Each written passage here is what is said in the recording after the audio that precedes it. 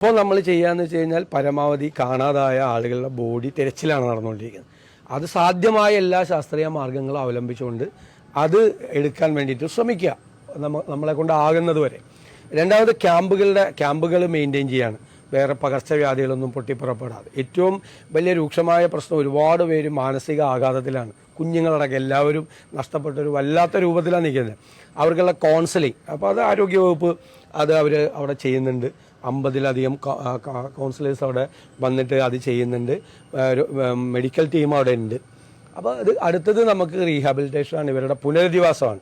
അങ്ങോട്ട് വരെ പറഞ്ഞേക്കാൻ പറ്റില്ല, അവർക്ക് ആഗ്രഹമില്ല അങ്ങോട്ട് പോകണമെന്ന്. അപ്പോൾ അവർക്ക് വേണ്ടിയിട്ടുള്ള സ്ഥലം കണ്ടുപിടിച്ച് അവർക്ക് ആവശ്യമായിട്ടുള്ള വീടുകൾ നിർമ്മിച്ചു കൊടുക്കുക എന്നുള്ളതാണ്.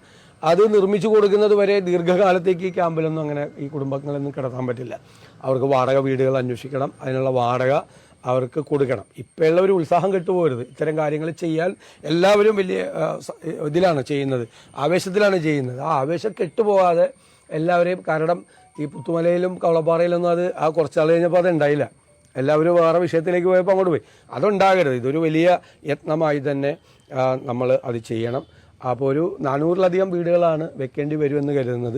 100 വീടുകൾ ഞങ്ങൾ തന്നെ ഓഫർ ചെയ്തിട്ടുണ്ട്. ഞാനപ്പോൾ ഇന്ന് മുഖ്യമന്ത്രിയുമായിട്ട് സംസാരിച്ചു. രാഹുൽ ഗാന്ധി നിർദ്ദേശിച്ചനുസരിച്ച് ബഹുമാനപ്പെട്ട മുഖ്യമന്ത്രിയുമായിട്ട് സംസാരിച്ചിട്ട് അതിൻ്റെ ഡീറ്റെയിൽസ് കേട്ടു.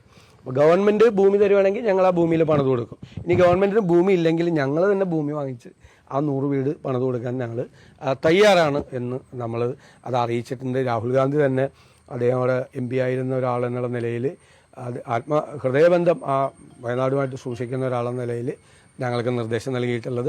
അത് തീർച്ചയായിട്ടും ഞങ്ങളത് കൃത്യമായിട്ട് ചെയ്തു കൊടുക്കും. സ്ഥലം മേടിക്കണമെങ്കിൽ സർക്കാർ സ്ഥലം മേടിക്കണമെന്ന് പറഞ്ഞാൽ സ്ഥലം വാങ്ങിച്ച് ഞങ്ങൾ ചെയ്തു കൊടുക്കും. പാർലമെൻറ്റിൻ്റെ 2 സഭകളിലും രാഹുൽ ഗാന്ധിയും KC വേണുഗോപാലും, ലോകസഭയിലും ശ്രീമതി JB മേത്തർ ഉൾപ്പെടെയുള്ള പ്രതിപക്ഷാംഗങ്ങൾ രാജ്യസഭയിലും അതിശക്തമായി ഉന്നയിച്ചിട്ടുണ്ട്. ഞങ്ങളുടെ ഒരു ആവശ്യമാണ് നാഷണൽ കലാമിറ്റി ആയിട്ട് ഇത് പ്രഖ്യാപിക്കണം. അങ്ങനെ കുറേ കൂടി സഹായങ്ങളും കുറേ കൂടെ കാര്യങ്ങളും കിട്ടും. ഇവിടെ കിട്ടുന്ന കാര്യങ്ങളെല്ലാം നമുക്ക് നന്നായി ഏകോപിപ്പിച്ച് കൃത്യമായി, ഞാൻ പറഞ്ഞല്ലോ, ഇത് കെട്ടുപോകാതെ, ഇത് ഇപ്പം എല്ലാവർക്കും ഒരു നിശ്ചയദാർഢ്യമുണ്ട് ഇത് ചെയ്യണമെന്ന്. അത് നിലനിർത്തിക്കൊണ്ട് നമ്മളെല്ലാവരും കൂടി കൂട്ടായിട്ട് തീർച്ചയായിട്ടും ചെയ്യണമെന്ന് തന്നെയാണ്. സഹായം പ്രഖ്യാപിക്കാനാണെങ്കിൽ അതിനുള്ള സമയമായില്ല എന്നാണ് ഇവിടുന്ന് ഒരു കേന്ദ്രമന്ത്രി പറയുന്നത്. അല്ല, അവർ പറയുന്നത് പലതിനോടും നമുക്ക് യോജിക്കാൻ പറ്റില്ല. കാരണം അവർ വെറുതെ രാഷ്ട്രീയം കലർത്താൻ വേണ്ടി നോക്കുകയാണ്. അവരെക്കാൾ രാഷ്ട്രീയമായി ഗവൺമെൻറ്റുമായും ഇടതുമുന്നണിയുമായി ഏറ്റുമുട്ടുന്ന ഞങ്ങളല്ലേ. ഞങ്ങൾ വല്ല വിട്ടുവീഴ്ചയും കാണിക്കാറുണ്ട്. ഇതതിനുള്ള സമയമല്ല. അതിനെക്കുറിച്ച് ആലോചിക്കാൻ പോലും പറ്റില്ല. ഇപ്പം ഞങ്ങൾ തന്നെ മുഖ്യമന്ത്രിയെയും മന്ത്രിമാരെയും എല്ലാവരോടും സംസാരിച്ചുകൊണ്ടിരിക്കുകയാണ്. നമുക്ക് എന്ത് ചെയ്യാൻ പറ്റുമെന്നാണ് നമ്മൾ ആലോചിക്കുന്നത്. അവരെ എങ്ങനെ സപ്പോർട്ട് ചെയ്യാൻ പറ്റുമെന്ന്, ഗവൺമെൻറ് മെഷീനറിയെ എങ്ങനെ സപ്പോർട്ട് ചെയ്യാൻ പറ്റുമെന്നാണ് നമ്മൾ ആലോചിക്കേണ്ടത്. അല്ല, ഒരു തടസ്സവും ഉണ്ടാകാൻ പാടില്ല. ഇതിങ്ങനെ രാഷ്ട്രീയ വിരോധമൊന്നും പറഞ്ഞു തീർക്കാൻ വേണ്ടിയിട്ടുള്ള സമയമല്ല. ഗവൺമെന്റിന്റെ ഭാഗത്ത് എന്തെങ്കിലും തെറ്റുണ്ടെങ്കിൽ അതൊക്കെ പിന്നീട് പറയാം. എന്റെ പേരിലൊരു ക്യാമ്പയിൻ വന്നു, അത് CPM ഹാൻഡിലുകളിലാണ് ഉണ്ടായത്. ഞാനതിട്ട് കംപ്ലൈൻറ്റ് ചെയ്തു, DGPക്ക് എൻ്റെ ഓഫീസ് കംപ്ലൈൻറ്റ് ചെയ്തു. ഞങ്ങളാരും അതിനോട് യോജിക്കുന്നില്ല. പക്ഷേ ദുരിതാശ്വാസ അതങ്ങനെ പറയാൻ ആളുകൾ, കാരണം ഈ കഴിഞ്ഞ പ്രാവശ്യത്തെ ഈ 2018 പ്രളയമാണ്.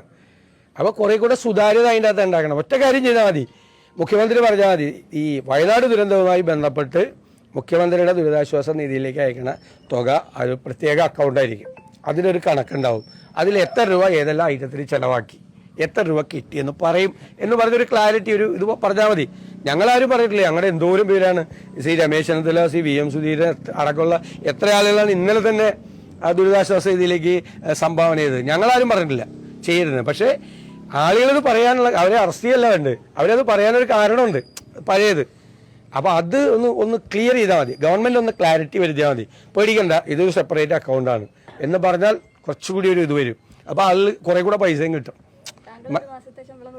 അല്ല, ഞങ്ങൾ എല്ലാവരും കൂടി ആലോചിച്ചിട്ട്, UDF പാർലമെന്ററി പാർട്ടിയിൽ ആലോചിച്ചിട്ട് എല്ലാവരും കൂടി ഒരുമിച്ച് കൊടുക്കാനെ കുറിച്ചാണ് ഞങ്ങൾ ആലോചിക്കുന്നത്. അതൊന്നും ഒരു ബുദ്ധിമുട്ടുള്ള കാര്യമല്ല. അതല്ല, അതിൻ്റെ 1000 ഇരട്ടി ഞങ്ങൾ ഉണ്ടാക്കി കൊടുത്തോളാം, ഒരു പ്രശ്നമല്ല. നമ്മുടെ ശമ്പളം അതൊക്കെ ഒരു പ്രതീകാത്മകമാണ്. നമ്മുടെ ശമ്പളം നമ്മൾ ഡൊണേറ്റ് ചെയ്യാന്നുള്ളത് പ്രതീകാത്മകം, മറ്റുള്ളവരെ ചെയ്യാൻ വേണ്ടിയിട്ട് നമ്മൾ ഇൻസ്പയർ ചെയ്യാണ്. അത് ചെയ്തോളാം. ഇപ്പോൾ നമ്മളിപ്പോൾ ഈ 100 വീടുകളുടെ കാര്യത്തിനൊക്കെ ഒരു കോർഡിനേഷനും മറ്റു കാര്യങ്ങളൊക്കെ ചെയ്തു പറഞ്ഞ കാര്യങ്ങൾ എന്ത് വേണമെങ്കിലും സഹായിക്കാമെന്ന് പറയുന്നത്. അപ്പോൾ അവിടുത്തെ MLA ആണ് T സിദ്ദിഖി. അദ്ദേഹത്തിനോട് ഞങ്ങൾ പറഞ്ഞിരിക്കുന്നത് ഭക്ഷണം, വസ്ത്രം, എന്താവശ്യം, മരുന്ന്, എന്ത് വേണമെങ്കിലും എത്തിച്ചു തരാമെന്ന് പറയുന്നത്. എന്ത് വേണമെങ്കിലും, എത്ര ക്വാണ്ടിറ്റി വേണമെങ്കിലും എത്തിച്ചു തരാം എന്ന് പറയുന്നത്. അതിനൊന്നും ഒരു ബുദ്ധിമുട്ടുമില്ല. ആൾ തയ്യാറായി നിൽക്കുകയാണ്.